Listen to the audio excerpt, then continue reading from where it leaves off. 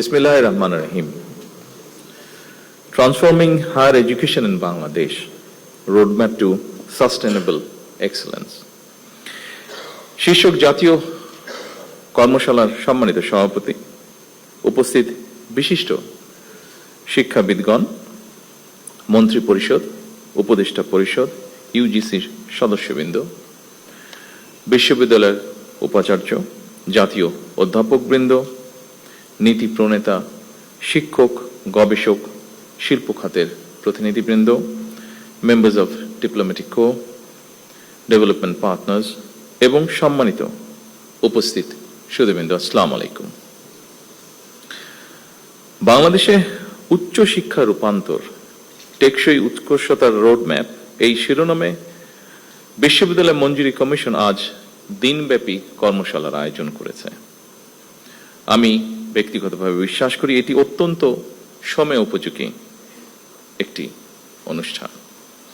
আপনারা যারা এতক্ষণ আলোচনা করলেন, এইসব আলোচনায় শিক্ষা ও গবেষণায় আমাদের বিশ্ববিদ্যালয়ের বৈশ্বিক মান বজায় রাখতে পেরেছে কিনা এমন একটি প্রশ্ন হয়তো ফুটে উঠেছে, হয়তো ফুটে ওঠেনি। তবে আনফরচুনেটলি খুব সম্মত বাস্তবতা হচ্ছে, একবিংশ শতাব্দীতে শিক্ষা, গবেষণা এবং জ্ঞানের উৎকর্ষ অর্জনের ক্ষেত্রে বিশ্ব বিখ্যাত বিশ্ববিদ্যালয়ের র্যাঙ্কিংয়ে আমাদের বিশ্ববিদ্যালয়ের অবস্থান এখনো মনে হয় প্রত্যাশিত উচ্চতায় পৌঁছতে পারেনি। র্যাঙ্কিং এর ক্ষেত্রে সাধারণত গবেষণা, প্রকাশনা, পাবলিকেশন, সাইটেশন এবং উদ্ভাবন এই বিষয়গুলোকে মনে হয় বেশি গুরুত্ব দেওয়া হয়। সেই ক্ষেত্রে আমাদের অবস্থান কোথায়, এই বিষয়গুলো নিয়ে আমাদের শিক্ষাবিদগণ নিশ্চয়ই আরো চিন্তা ভাবনা করবেন। শুধু পুঁথিগত শিক্ষায় নয়, বিশ্ববিদ্যালয় গবেষণা এবং উদ্ভাবনের দিকে মনোযোগ না দিলে মনে হয় প্রতিযোগিতামূলক বিশ্বে আমাদের টিকে থাকা কিছুটা হলো কষ্টসাধ্য হয়ে পড়বে। বিশ্ববিদ্যালয়ের উদ্ভাবন কিংবা গবেষণা কার্যক্রম এগিয়ে নিতে সরকার অর্থ বরাদ্দ দেবে, এটাই স্বাভাবিক। তবে আমি যতটুকু জানি, ব্রিটেন সহ বিশ্বের অনেক দেশই যারা বিশ্ববিদ্যালয় অ্যালামনাই, তাদের অনেকেই কিন্তু বিশ্ববিদ্যালয়ের গবেষণা এবং উদ্ভাবন কার্যক্রমকে এগিয়ে নিতে সাধারণত পৃষ্ঠপোষকতা করে থাকেন। এই জন্যই অনেকে বলে থাকেন, শিক্ষার্থীরা হলো বিশ্ববিদ্যালয়ের প্রাণ আর অ্যালামনাইরা হলো তার মেরুদণ্ড। ঢাকা বিশ্ববিদ্যালয় সহ দেশের বিভিন্ন বিশ্ববিদ্যালয়ের শিক্ষার্থী বর্তমানে যারা দেশে বিদেশে জ্ঞানে বিজ্ঞানে অর্থবিত্তে প্রতিষ্ঠিত, সেই সব অ্যালামনাইদেরকে বিশ্ববিদ্যালয়গুলোতে শিক্ষা ও গবেষণা উন্নয়নে সম্পৃক্ত করার উদ্যোগ নেওয়ার জন্য আমি উপস্থিত শিক্ষাবিদদের প্রতি বিনীত আহ্বান জানাই। সম্মানিত সুধীমণ্ডলী, আরো একটি বিষয়ের দিকে আমি আপনাদের দৃষ্টি আকর্ষণ করতে চাই। বিশ্ববিদ্যালয়গুলো থেকে প্রতি বছর লক্ষ লক্ষ শিক্ষার্থী বের হয়। উচ্চশিক্ষা নিয়েও অনেকে বেকার থাকেন, অর্থাৎ বেকারত্বের সংখ্যা আমরা যদি একটু দেখি, উচ্চশিক্ষিতদের মধ্যেই মনে হয় বেশি। এর কারণ সম্পর্কে নানা মতামত রয়েছে, তবে মনে হয় একটি ব্যাপারে কম বেশি সকলেই একমত। একাডেমিক শিক্ষা অর্জনের পাশাপাশি দক্ষতা অর্জন করতে না পারাই মনে হয় শিক্ষিতদের মধ্যে বেকারের হার বেশি হওয়ার কারণ, খুব সম্ভবত। এবং সেজন্যই বর্তমান সরকার মনে করে প্রাথমিক সিলেবাস থেকে শুরু করে উচ্চতর পর্যায় পর্যন্ত আমাদের শিক্ষা কারিকুলামগুলো একটু নতুন ভাবে সাজানো বোধহয় এখন সময়ের দাবি। নৈতিক মূল্যবোধ সম্পন্ন কর্মসূচি শিক্ষা ছাড়া বেকারত্ব নিরসন মনে হয় খুব সম্ভবত সম্ভব হবে না। সময়োপযোগী শিক্ষা কারিকুলাম ছাড়াও বৈশ্বিক প্রতিযোগিতায় টিকে থাকা মনে হয় সম্ভব নয়। এ কারণেই বর্তমান সরকার একাডেমিক সিলেবাসকে সময় উপযোগী করার কাজ এর ভিতরেই হাতে নিয়েছে। সম্মানিত শিক্ষকবৃন্দ, সম্মানিত গবেষকবৃন্দ, বিশেষ করে উচ্চশিক্ষা ব্যবস্থাকে সময় উপযোগী করতে বর্তমান সরকার অ্যাপ্রেন্টিসশিপ, ইন্টার্নশিপ এবং ইন্ডাস্ট্রি একাডেমি এটা সহযোগিতা বাড়ানোর জন্য চেষ্টা বা উদ্যোগ গ্রহণ করছে। প্রাথমিকভাবে বিভাগীয় শহরগুলোতে অবস্থিত বিশ্ববিদ্যালয়ের সঙ্গে স্থানীয় শিক্ষা ও ব্যবসা প্রতিষ্ঠানের সম্পর্ক স্থাপন করার এই কার্যক্রম শুরু করার উদ্যোগ সরকার নিচ্ছে, যার ফলে আমরা মনে করি শিক্ষার্থীগণ পুঁথিগত বিদ্যা অর্জনের পাশাপাশি হাতে কলমে শিক্ষা লাভ করে শিক্ষার্থী অবস্থাতেই কর্মদক্ষতা অর্জন করতে সক্ষম হবেন। ফলে শিক্ষা জীবন শেষে সম্ভবত তাকে আর বেকার থাকতে হবে না। কলেজ এবং বিশ্ববিদ্যালয়ে ইনোভেটিভ বিজনেস আইডিয়া বাণিজ্যিকরণ করতে প্রতিযোগিতামূলক প্রক্রিয়ায় সিড ফান্ডিং বা ইনোভেশন গ্রান্ট প্রদান, এটারও আমরা উদ্যোগ নিচ্ছি এবং এর উদ্দেশ্য ক্যাম্পাস থেকেই ব্যবসায়িক উদ্যোক্তা তৈরি করা। ফলে এই উদ্যোক্তারা নতুন এবং সৃজনশীল ব্যবসায়িক ধারণা বাস্তবায়ন করে দেশের অর্থনীতিতে নিশ্চয়ই অবদান রাখতে সক্ষম হবেন।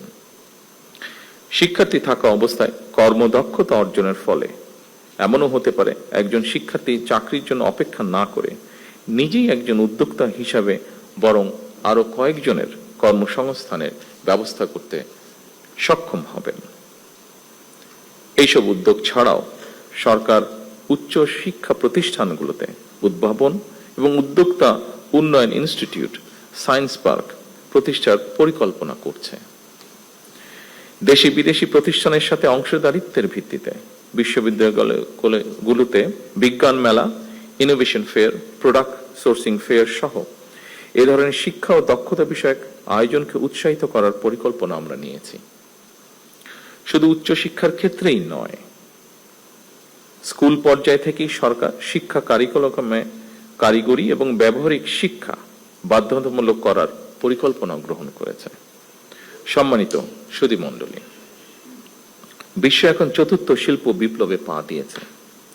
চতুর্থ শিল্প বিপ্লবের চলমান এই সময় এআই বা কৃত্রিম বুদ্ধিমত্তা, robotics, automation, genetic engineering, biotechnology, cyber security, quantum computing, big data, material science, nano technology, পঞ্চম প্রজন্মের ওয়্যারলেস প্রযুক্তি, এইসব উন্নততর প্রযুক্তি একদিকে আমাদের চিন্তার জগৎ নিয়ন্ত্রণ করছে, অপরদিকে শাসন করছে মানুষের কর্মক্ষেত্র বা কর্মসংস্থান।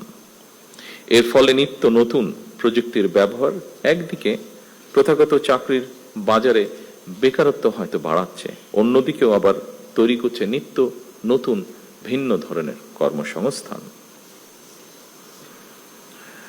সম্মানিত সুধীমণ্ডলী, চতুর্থ শিল্প বিপ্লব বিশ্ববাসীর সামনে যে বার্তাটি স্পষ্ট করেছে খুব সম্ভবত সেটি হলো শিক্ষা কেবল স্কুল, কলেজ কিংবা বিশ্ববিদ্যালয়ে গণ্ডিতেই সীমাবদ্ধ নয়।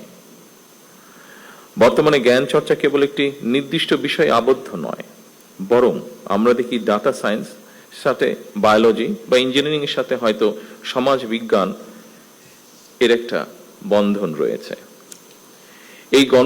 এই সংযোগের ফলেই জ্ঞানের সীমানা প্রতিনিয়ত প্রসারিত এবং গতিশীল হচ্ছে এবং এই পরিবর্তনের গতি প্রকৃতির সঙ্গেই আমাদের নিবিড় সম্পর্ক থাকা অবশ্যই জরুরি বর্তমান অবস্থায়। সম্মানিত শিক্ষক, গবেষকবৃন্দ, সম্মানিত সকল উপস্থিতিবৃন্দ, আজকের এই কর্মশালার বিষয়ের সঙ্গে খুব সম্ভবত ব্রিটিশ লেখক টম ইয়ন, যিনি বিশেষ করে ডিজিটাল ওয়ার্ল্ডে বিজনেস স্ট্র্যাটেজিস্ট অ্যান্ড অ্যানালাইসিস হিসেবে স্বনামধন্য, তার একটি বিখ্যাত মন্তব্য খুব সম্ভবত প্রাসঙ্গিক বলে আমার কাছে মনে হয়েছে। তিনি বলেছেন, বিশ্বে বহুল ব্যবহৃত ট্যাক্সি কোম্পানি উবারের নিজের কোনো ট্যাক্সি নেই।